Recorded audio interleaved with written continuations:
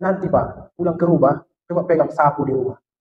Satu, niatkan supaya ditengok istri. Itu pasti nggak kuat itu pegangan sapunya. Yang satu lagi, niatkan supaya Allah menilai itu ibadah. Pasti semangat dia pun. Nabi mengatakan, siapa yang tidak berterima kasih kepada makhluk, tidak berterima kasih kepada Tuhan.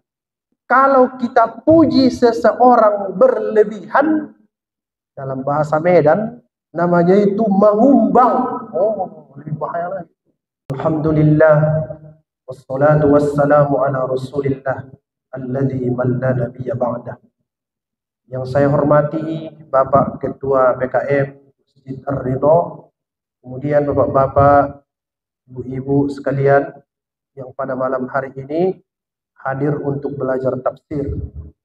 Bapak Ibu sekalian, sebelum mulai saya memperkenalkan dulu satu istilah dalam ilmu tafsir supaya nanti tidak keliru. Istilah itu namanya munasabah. Munasabah itu boleh diartikan hubungan. Boleh juga diartikan koneksi kalau bahasa kita sekarang. Sebenarnya itu terambil dari akar kata nasab. Nasab itu kan artinya keturunan. Berarti keturunan kita itu berkoneksi dengan kita. Nah, begitulah kira-kira. Di Al-Quran disebut fala ansaba bainahum, tidak ada hubungan di antara mereka. Apa itu munasabah, Ustaz? Hubungan antara satu kata dalam Al-Quran dengan kata yang lain. Itu tidak terlalu populer. Yang populer yang kedua ini yang saya sebut. Hubungan antara satu ayat Al-Quran dengan ayat yang lain. Ini mutlak dikuasai oleh orang yang mau mengajarkan tafsir. Kalau yang belajar tidak, yang mengajarkan. Karena kalau ini tidak dikuasai, bisa sesat memahami Al-Quran. Bisa juga menyimpang. Bisa juga pahamnya jadi keras. Kaku, jadi teroris. Jadi tukang bom, bisa. Contoh ayatnya. Wa qatilul musyrikina kaffah. Bunuh semua orang musyrik. Kan? Bayangkan itu Pak. Kalau enggak kita lihat konteks ayatnya itu, peranglah kita ini tiap hari.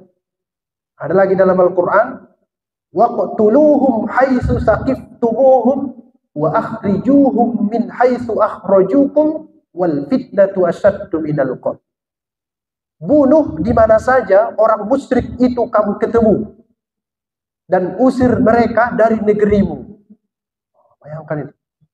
Itulah kadang ayat-ayat itu dipahami tidak pakai ilmu munasabah, sehingga itulah pemboman bunuh diri. Jadi itu pentingnya Bapak Ibu kita belajar supaya kita tahu ajaran Al-Quran secara utuh. Malam ini yang mau kita bahas surah Al-Fatihah ayat yang kedua. Ayat pertama, Bismillahirrahmanirrahim. Sepakat itu ulama? Tidak. Boleh beda pendapat? Boleh. Boleh beda pilihan pilpres? Ya bolehlah. Mana pula boleh dipaksa-paksa. Ini pun begitu, boleh. Saya Ustaz, menurut saya surah Al-Fatihah itu ayat pertamanya itu Alhamdulillah, silahkan. Yang penting pas ditanya orang tahu alasannya. Jangan bilang pokoknya begitu. Nah, itu nggak bisa lah. Harus ada argumennya kan. Kita sepakati dulu sementara bahwa Alhamdulillahi Rabbil Alamin adalah ayat yang kedua. Nah, gitu dulu. Kalau tadi disebut ada munasabah. Kalau begitu, apa kaitannya itu? Ayat pertama dengan ayat yang kedua itu. Kan itu masalahnya jadi. Di ayat pertama itu, di ujungnya itu dia sebut Ar-Rahman Ar-Rahim.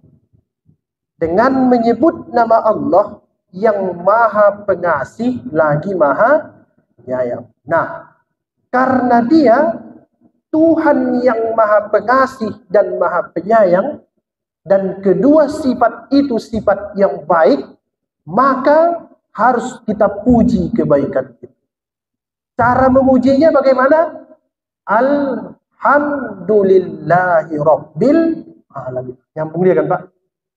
Begitulah dia. Itu satu pendapat. Dan cuma itu yang kita jelaskan. Kalau mau lebih jauh, baca namanya buku Nazmud Duror fi Tanasubil Ayati Waswar. Ditulis oleh Ibrahim bin Umar Al-Biqai, ulama dari Lebanon. Begitulah dulu. Karena Tuhan itu Ar-Rahman Ar-Rahim, Maha Pengasih dan Maha Penyayang. Maka kita puji sifat yang baik itu, kita ucapkanlah Alhamdulillah. Begitu. Nanti dalam sholat direnung-renungkanlah itu Pak. Oh, rupanya begitu. Semua begitu. Mengapa setelah waladhdallin disebut alif lam mim? Ada munasabahnya. Kenapa setelah alif lam mim disebut zalikal kitabu la raiba fi? Ada munasabahnya. Kalau misalnya di surah Al-Imran, kenapa setelah alif lam mim disebut Allahu la ilaha illa huwal hayyul qayyum? Ada munasabahnya. Sampai seterusnya. Munasabah ini karena Tuhan Maha Pengasih dan Maha Penyayang, puji Dia. Ucapkan Alhamdulillahi Rabbil Alamin. Itu munasabahnya. Kemudian Ustaz, apa artinya itu? Alhamdulillah. Sudah sering kita dengar. Segala puji bagi Allah. Cukup itu, cukup. Kalau diterjemah. Tapi kalau ditafsir nggak cukup. Mari kita lihat.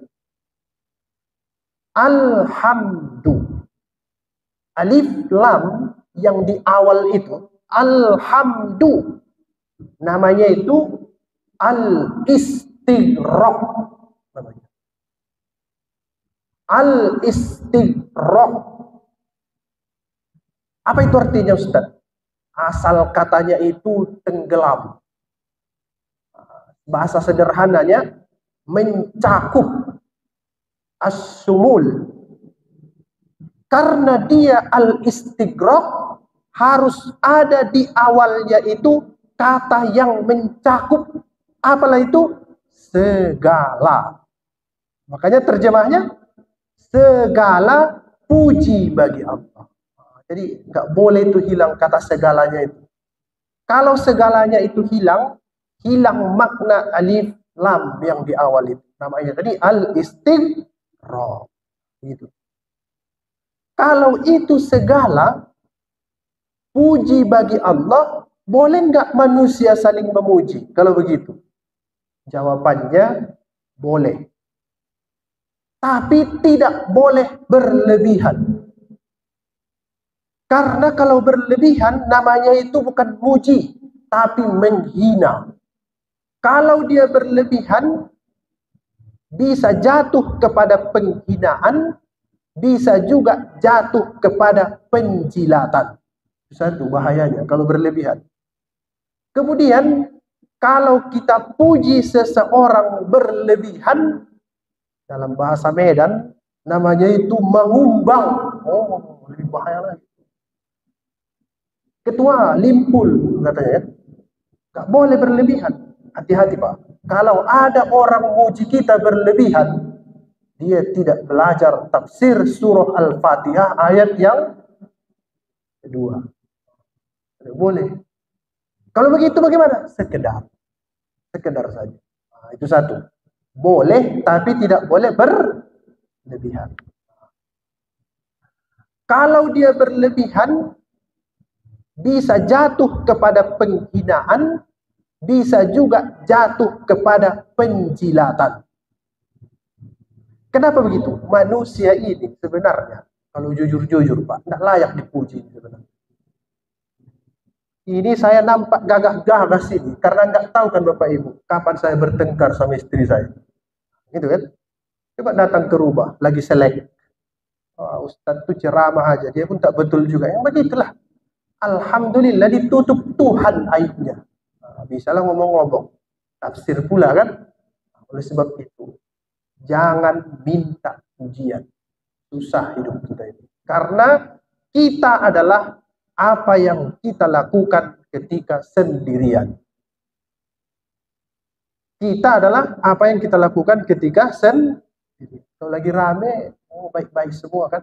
Kalau udah sendiri di kamar, apa yang dibuka? TikTok, apa isinya? Ceramah, joget-joget. Nah, itu jawab sendirilah. Nah, itulah kita.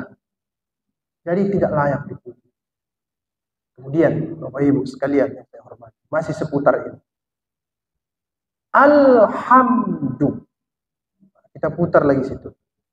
Segala puji bagi Allah, atau aku memujimu ya Allah. Bagaimana terjemahnya tadi?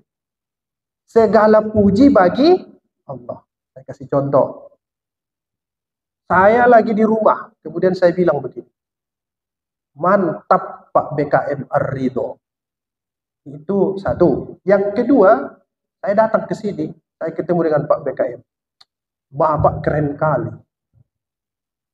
Yang pertama itu, saya memuji beliau di belakang. Di belakangnya kan, tidak ada dia. Yang kedua, saya puji beliau di depan. Ini kalimat memuji Tuhan ketika di belakang Tuhan atau di depannya, dalam tanda petik. Kalimatnya ini, gimana? Di belakang. Kalau kita muji Tuhan di depan, ku puji kau ya Allah. Begitu ya. Kalau ini, segala puji bagi Allah. Apa rahasianya itu? Pujilah orang di belakangnya. Dan kasih tahu keburukan dia di depan dia. Apa tujuannya? Supaya dia tidak GR dan dia bisa merubah keburukannya. Pertanyaannya, mana yang sering kita lakukan? Balik. Balik ya Pak ya? Balik. Masya Allah. Apalah itu kata orang Medan yang begitu-gitu? Ada kan? Balik. Yang betul itu bagaimana? Puji ketika orangnya tidak ada. Dan kalau dia ada, sebut kelemahan dia di depan dia dan bersama dia. Jangan depan orang. Tambah masalah. Apa maksudnya itu? Kalau kita sebut kelemahan dia di depan dia, dia bisa introspeksi diri. Tapi kalau kita puji-puji dia di depan dia, dia jadi Fir'aun lah. Aku betul kok selama ini. Begitulah kira-kira. Ini Pak, sulit ini. Sulit ini. Apalagi di bulan politik ini, paling payah ini. Susah sekali ini. Kesimpulannya, mari kita belajar. Puji orang ketika tidak ada, dan sebutkan kelemahannya ketika ada. Jangan terbalik. Nah, itulah dia. Alhamdulillah. Itu tafsirnya. Yang keempat. Masih di situ lagi. Alhamdulillah. Kita terus itu. Ada dua kosakata di dalam Al-Quran yang menjelaskan tentang pujian. Paling tidak dua. Satu namanya alhamdu. Satu lagi asyukru. Itu bisa itu diterjemahkan dua-dua segala puji atau terima kasih. Boleh. Kalau satu-satu kita pidato. Alhamdulillah wa syukrulillah. Boleh itu. Sama nggak artinya itu Ustaz? Jawabannya dua. Ada yang bilang sama, ada yang tidak. Nanti kita pelajari. Kalau dia alhamdulillah, saya puji dia karena dia beri saya sesuatu. Kalau dia asyukru, saya puji dia karena dia beri orang lain sesuatu. Saya beli mobil baru, saya ucapkan alhamdulillah. Kalau tetangga saya yang beli mobil baru, saya ucapkan asyukru lillah. Beda, itu satu. Yang kedua, kalau dia alhamdulillah, kita puji dia karena sifatnya. Misal, dia ganteng. Ganteng dia. Kalau asyukru, kita puji dia karena perbuatannya. Misalnya, oh dia itu dermawan. Nah, beda kan? Tapi saya kurang setuju dengan pendapat yang dua itu. Saya lebih sepakat yang terakhir. Ditulis oleh Al-Imam At-Tabari dalam tafsirnya Jami'ul Bayan an Ta'wili Ayatul Quran. Dia sebut begini. Alhamdu asyukru sama artinya. Kenapa sama? Karena ketika kamu atau tetanggamu yang dapat rahmat, sebenarnya kamu juga dapat. Iyalah, betul itu. Dia kan cuma dapat mobil, tapi kita tetap dapat oksigen. Sama aja kan? Coba misalnya begini. Siapa yang dapat beli mobil, dia dikasih oksigen. Yang tak bisa beli mobil, di-stop oksigennya. Mati. Jadi sebenarnya, Bapak, Ibu-ibu sekalian, setiap detik kita ini mendapat pemberian dari Tuhan. Kalau begitu, ucapkan dua-dua. Alhamdulillah wasyukru lillah. Satu aja boleh, misalnya. Alhamdulillah boleh. Wasyukru lillah boleh. Yang tak boleh, tak mengucap apa-apa. Nah, itu baru jadi masalah. Itu yang kelima. Kemudian kita putar lagi. Alhamdulillah. Masih seputar itu. Alhamdulillah. Alhamdu artinya segala puji. Kalau saya puji seseorang karena dia memberikan sesuatu kepada saya, sebenarnya yang harus saya puji dia atau Tuhan. Harus Tuhan yang dipuji. Kenapa? Karena la haula wala quwwata illa billah. Yang menggerakkan dia itu untuk berbuat baik kepada saya siapa? Allah. Jadi sebenarnya hakikat dari semua pujian itu harus esensinya kepada Allah Subhanahu wa taala. Kalau yang kita-kita itu basa-basi sajalah. Basa-basi saja. Tapi Pak, jangan gara-gara ini nanti kita jadi tegang dalam hidup ini. Dia dapat hadiah umroh. Tiba-tiba dia nggak mau berterima kasih sama donaturnya itu. Kenapa tidak mau dia? Alhamdulillah al-istighraq. Pujian hanya kepada Allah. Keliru. Nabi mengatakan, siapa yang tidak berterima kasih kepada makhluk, tidak berterima kasih kepada Tuhan. Harus diucapkan terima kasih. Tapi dalam hati kita, hakikatnya itu adalah Allah Subhanahu wa taala. Supaya apa? Tidak musyrik. Begitulah kira-kira. Alhamdulillah. Nah, ini datang minuman. Alhamdulillah. Alhamdulillah. Segala puji bagi Allah. Baru kita lanjut. Lillah. Apa tadi? Lillah, bagi Allah. Bagi Allah. Pujian itu bagi Allah. Pujian itu bagi Allah. Siapa itu Allah? Saya tidak jelaskan secara tarekat, tidak. Dari akar-akar katanya saja. Ada yang mengatakan Allah itu artinya yang dituju. Itu maknanya. Ada juga yang mengatakan yang disembah. Ada juga yang mengatakan artinya menakjubkan. Ya. Satu tadi yang dituju. Kenapa dia disebut yang dituju? Karena kita ini pasti mati. Pasti. Dan yang kita tuju adalah Allah. Kata Al-Quran, Innal mautal ladzi tafirruna minhu fa innahu mulaqikum. Maut yang setiap hari kamu lari, pasti kamu akan bertemu dengan dia. Tsumma turadduna ila alimil ghaibi wasyahadah. Kamu akan kembali kepada Tuhan. Yang dituju.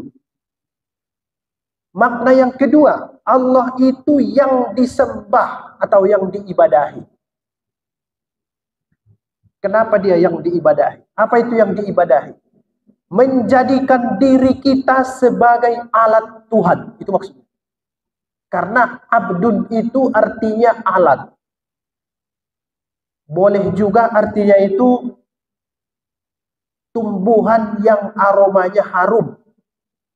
Ada makna yang ketiga, tapi tidak terlalu populer. Anak panah yang pendek. Lain, saya tidak mau terlalu dalam tentang itu, tentang makna abdun. Kesimpulannya, kalau disebut kita ini sebagai abdun dan Tuhan yang disembah, berarti kita ini alat Tuhan. Itu sebabnya kalau kita alat, kita harus rela dengan apa yang diperbuat Tuhan. Itu namanya Tuhan yang disembah. Yang terakhir, disebut makna Allah itu yang menakjubkan. Kenapa begitu? Seluruh perbuatannya menakjubkan. Ada yang bisa buat lalat dengan kemajuan teknologi nih, Pak. Sayapnya sajalah sebelah ada. Tapi sepele kali kan nengok lalat tuh kan, kira-kira kalau sudah bisa naik pesawat ini segala macam, bisa buat lalat satu. Atau kakinya sebelah kiri, bisa, ada yang buat. Allah itu menakjubkan perbuatan. Dan menurut saya, yang paling menakjubkan itu manusia ini. Luar biasa dia. Dia tidak punya insang, bisa masuk ke dalam lautan. Luar biasa ini manusia. Dia tidak punya sayap, tapi bisa terbang lebih lama dari burung. Hebat. Makanya disebut Al-Quran, wa fi anfusikum afala tubsirun. Lihat-lihat juga dirimu, wahai manusia. Kamu sering lalai. Luar biasa diri kita ini. Ada buku namanya Man the Unknown, tulis manusia Alexis Carrel. Dia sebut di situ, yang paling banyak tidak diketahui manusia itu adalah dirinya sendiri. Ya kan? Setiap detik pikiran kita berubah. Setiap detik aliran darah kita berubah. Kita nggak kenal siapa diri kita. Yang paling tahu itu siapa? Allah Subhanahu wa Ta'ala. Karena Dia yang menakjubkan. Nah, itulah Allah yang kita sembah-sembah. Mudah-mudahan sholat kita itu, Pak, Iyyaka na'budu wa iyyaka nasta'in. Kepadamu, hanya kepadamu kami menyembah. Nah, itulah Tuhan yang kita sembah. Tuhan yang dituju, Tuhan yang disembah, yang diibadahi, dan Tuhan yang menakjubkan. Saya yakin kalau itu hadir dalam sholat kita, takkan cari duit kita pas sholat. Ini masuk ke masjid, hilang 20.000. Terpikir dia, Allahu Akbar, di mana tadi yang 20.000 itu? Kan nggak jadi beli. Sami Allahu liman hamidah. Kayaknya dibantal lah. Cukup, sujud, Allahu Akbar. Pas salam dia, tertengok dia di kantongnya rupanya yang 20.000 itu. Nah, itulah kita sholat itu cari duit kita. Hadirkan bahwa Tuhan yang kita sembah itu adalah Tuhan yang menakjubkan, Tuhan yang disembah, dan Tuhan yang dituju. Terakhir itu paling penting, yang dituju, matilah ini. Nah, jadi supaya kita sholat khusyuk, bayangkan, itulah sholat kita yang terakhir. Nah, insya Allah itulah sholat kita yang terakhir. Makanya disebut dalam Al-Quran, alladzina yazunnuna annahum mulaqu rabbihim. Orang yang menduga keras, dia akan mulak. Mendeling pula itu, bahasa Arab. Dia akan kembali kepada Tuhan. Dituju Allah Subhanahu wa Ta'ala.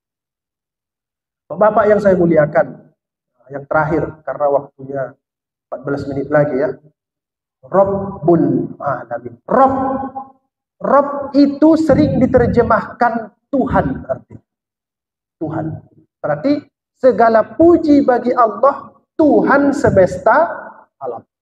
Rabb di dalam bahasa Arab, bahasa Al-Quran, ada yang mengatakan ada akar katanya, ada yang mengatakan tidak. Nah, begini Pak, bahasa Arab ini agak lain. Dia bisa berubah-berubah bentuknya. Misal, di Al-Quran ada kata kafir. Itu bukan akar katanya itu. Ada sebelum-sebelumnya itu. Nah, misalnya, di Al-Quran ada kata musyrik. Ada kata munafik. Nah, itu munafik itu satu akar kata dengan infak. Kalau munafik orang yang berpura-pura. Kalau munfik, orang yang berinfak. Lain kan? Nah, itu bahasa Arab tuh. Nama ilmunya itu sorof. Morfologi kalau bahasa kerennya. Berubah-berubah. Seluruh kata dalam bahasa Arab yang ada dia akar-akar katanya, sebagian ahli bahasa menyebut namanya mustaq, pecah, bisa dia diolah. Rob ini, kata ahli-ahli tafsir, ahli bahasa, rob itu tidak ada akar katanya, memang dia bentuknya rob, namanya itu jamid. Jamid itu beku, tidak punya akar kata dia. Apa artinya itu? Paling tidak. Artinya itu ada dua. Satu namanya pemelihara. Yang kedua artinya penumbuh. Berarti dipeliharanya dan ditumbuhkannya. Karena perbuatan yang dua ini baik, makanya diterjemahkan dalam bahasa Indonesia dengan Tuhan. Nah, karena fungsi Tuhan itulah dia, memelihara. Siapalah itu? Tuhan itu banyak versinya, macam-macam.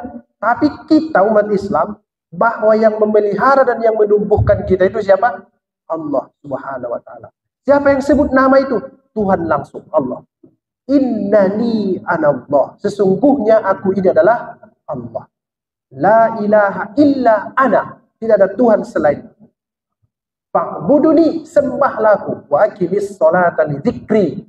Dirikanlah sholat, laksanakan sholat supaya kamu ingat kepadaku. Itulah kira-kira bahwa nama Allah itu diperkenalkan. Dia adalah Rob. Yang terakhir, kata yang terakhir, Al-Alamin, Tuhan semesta alam. Apa itu Ustaz Al-Alamin? Al-Alamin terambil dari 3 huruf, Ain, Lam, Mim. Artinya itu 2. Satu bisa artinya jelas. Satu artinya bisa tanda. Dari sinilah terambil kata alamat dalam bahasa Indonesia. Karena alamat itu adalah tanda yang jelas. Tadi Pak Ketua sebutkan alamat rumahnya, nomor sekian, nomor sekian, nomor sekian. Itulah tandanya. Jadi kalau disebut alamin artinya itu tanda yang jelas. Satu akar kata dengan ilmu. Kenapa? Dengan orang punya ilmu, dia punya tujuan yang jelas. Sebenarnya fungsi ilmu. Dia tidak keliru. Dia punya Google Map. Tahu dia kemana dia akan pergi. Nah, itu orang berilmu. Nah, itu secara bahasa. Kalau begitu apa itu alam? Saya sepakat dengan yang terakhir ini. Segala sesuatu selain Allah disebut dengan alam. Segala sesuatu selain Allah disebut dengan alam. Berarti kalau Allah itu segala sesuatu selain dia, mudah mendeteksinya siapa itu Allah. Asal selain Allah itulah yang disebut dengan alam. Kita ini alam dan lain-lain. Semua paling tidak 3 garis besar. Manusia, hewan, dan tumbuhan. Nah, yang 3 itu. Semua itu adalah alam. Karena alam itu segala sesuatu selain Allah Subhanahu wa Ta'ala. Nah, Bapak yang saya muliakan, mari kita lihat, renung-renungkan ayat ini yang sering kita baca paling tidak 17 kali dalam satu hari satu malam. Paling tidak itu. Itu kalau kita laksanakan yang 17 rakaat. Karena dalam mazhab Syafi'i disebut tidak sah sholat orang kalau dia tidak membaca surah Al-Fatihah. Dan salah satu dari surah Al-Fatihah itulah yang kita tafsirkan malam ini, yaitu ayat yang kedua, Alhamdulillahi Rabbil Alamin. Yang terakhir, 5 menit terakhir, mau saya jelaskan tentang ayat kedua ini. Kalau kita sebut sesuatu tapi kita tidak mengerti apa yang kita ucapkan itu, kita tidak mendapat hikmah namanya. Karena hikmah itu ilmu pengetahuan yang bisa menghindarkan orang dari perbuatan buruk. Itu hikmah. Sekali lagi, hikmah itu ilmu pengetahuan seseorang yang bisa menghindarkan dia dari perbuatan buruk. Ini fungsi mengaji ini sebenarnya itu aja. Bagaimana supaya kita terhindar dari perbuatan buruk? Kita lihat tadi ayat-ayat. Contohlah sifat Tuhan itu. Tadi disebut at-takhalluq bi akhlaqir rahman. Berakhlak dengan akhlak Tuhan. Dicontoh dia sifat-sifat Tuhan itu. Salah satu tadi yang saya sebut, bahwa dalam konteks memuji, arahkanlah pujian itu mutlak kepada Allah Subhanahu wa taala. Mari kita pelajari itu, Pak, dari sekarang. Supaya tenang kita ini, supaya tenang. Baru dalam konteks memuji itu jangan puji orang secara berlebihan. Supaya kita tenang juga ini. Kemudian dalam konteks memuji itu, sifat-sifat luhur itu tadi, biasakanlah puji orang ketika dia tidak ada. Jangan dibalik ya. Pas dia tidak ada, habis. Pas dia ada, kita puji-puji. Mari kita biasakan ini. Ini sulit, mengubahnya ini, sulit ini. Tapi itulah fungsi mengaji kita di STM. Minimal 1 kali 1 bulan, supaya kita ada perubahan. Kemudian apalagi yang perlu kita garis bawahi? Di dalam beribadah, serahkan semuanya kepada Allah. Wa ma umiru illa liya'budullaha mukhlishina lahuddin. Karena sudah kita sebut tadi, semuanya lillah. Harus lillah. Harus lillah. Nanti Pak, pulang ke rumah, coba pegang sapu di rumah. Satu, niatkan supaya ditengok istri. Itu pasti nggak kuat itu pegangan sapunya. Yang satu lagi, niatkan supaya Allah menilai itu ibadah. Pasti semangat dia punya. Itu ajaibnya. Dipraktekkan saja. Karena kalau nanti supaya ditengok istri, dia pun pura-pura nggak nengok dia itu. Nah, begitulah. Supaya nggak ketahuan. Ini kan sengit ini di rumah tangga ini kalau dibahas. Sengit dia. Jadi niatkan lillah. Kemudian yang terakhir, pelajaran yang perlu kita ambil dari surah Al-Fatihah ayat yang kedua ini. Tambahlah ilmu itu. Setiap bulan. Ya Ustaz ya. Setiap bulan. Tambahlah ilmu itu. Supaya apa? Kita ini punya tujuan yang jelas dalam hidup. Seperti yang saya sebut tadi, alamin ilmu. Tanpa ilmu, kita tidak punya tujuan dalam hidup. Apa ilmu yang paling penting untuk saya, Ustaz? Ilmu yang dengan ilmu itu bertambah baik urusan kita. Itulah dia. Tidak mesti ilmu agama. Misalnya, ibu, bapak, di rumah itu kan profesinya lain-lain. Dia umpamanya tukang bangunan. Dia bertambah ilmunya tentang bangunan. Itulah ilmu yang paling baik. Itu tandanya. Dia guru fisika. Setiap hari bertambah ilmu dia tentang fisika. Itulah ilmu yang baik untuk diri. Dokter, semakin bertambah ilmunya, itulah yang baik untuk dia. Jadi ilmu yang paling baik itu, yang bertambah mudah urusan kita dengan ilmu itu. Tapi Pak, ada yang tak boleh tinggal. Karena apapun profesi kita, pasti ilmu ini kita butuhkan. Apa dia? Ilmu agama. Inilah dia. Mau pramugari, mau dokter, mau pilot, mau polisi, mau tentara, semuanya pasti ini penting. Kenapa? Ilmu agama adalah kompas yang menentukan tujuan kita. Saya selalu semangati Bapak, kawan-kawan semua, jangan bosan-bosan mengaji. Macam ini udah bagus ini. Minimal sekali sebulan dicharger lah itu. Dicharger pikirannya, dicharger hatinya. Supaya ilmu itu terus bertambah. Jangan nanti Pak, lama tua kita meninggal tiba-tiba, nggak tahu kita mau kemana. Kata Al-Quran, fa'aina tazhabun. Kamu mau kemana sebenarnya manusia? Kamu mau kemana? Kemudian dijawabnya, inna ila rabbikal muntaha. Kamu itu semua pasti kembali kepada Tuhan. Dan kamu yunabbi'ukum bima kuntum ta'malun. Dijelaskan semua apa yang kamu lakukan dulu di dunia. Bagaimana supaya baik perbuatan kita? Sekali lagi, ilmu, dan ilmu. Di atas itu yang lebih penting, sholat. Selalu nasihatkan itu. Kayaknya seminggu ini saya ada 10 kali ceramah. Ketemu saya Ustadz di Jalan Bayangkara. Dia bilang begini, Ustadz, diputar-putar pun semua Al-Quran yang Ustadz tafsirkan itu, pasti ujung-ujungnya sholat, katanya.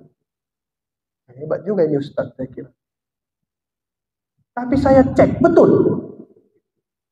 Iya Pak. Misal, Bismillahirrahmanirrahim. Kapan dibaca itu? Sholat. Allazi yuwaswisu fi sudurin nas minal jinnati wan nas. Yang membisik-bisikkan di dalam dada manusia, dari jin dan manusia. Bagaimana supaya selamat dari situ? Sholat. Betul. Nah, ini pun mengaji ini, harus sholat kita ini. Minimal apa? 5 kali. Satu hari satu malam. Nah itulah. Saya ingin dari ngaji itu berubah. Nah, berubah kita berubah. Sudah baik, lebih baik lagi. Kata Al-Quran, wa yazidullahu alladzina tadau huda. Orang yang sudah dapat petunjuk itu harus ditambah-tambah petunjuk karena tidak pernah berakhir. Sebabnya kita baca ihdinas siratal mustaqim. Kami sudah betul tapi tetap doa ihdinas siratal mustaqim. Mudah-mudahan STM ini terus berjalan. Ada di sini ilmu pengetahuan. Mudah-mudahan bisa kita tafsirkan Al-Quran dari ayat 1 sampai dengan ayat yang terakhir dari surah An-Nas. Tapi saya kurang yakin itu. Ustadznya pun nggak panjang umur itu membahas itu nanti. Selesai ya ayat yang kedua. Nah, itu saya ringkas-ringkas. Yang mau lebih dalam baca makalah itu. Lebih dalam di situ lagi. Nanti insya Allah kita lanjutkan ayat yang ketiga. Terima kasih Bapak-Bapak sekalian. Saya doakan mudah-mudahan pertemuan ini berkah dan menambah ilmu untuk kita. Maaf. Assalamualaikum warahmatullahi wabarakatuh.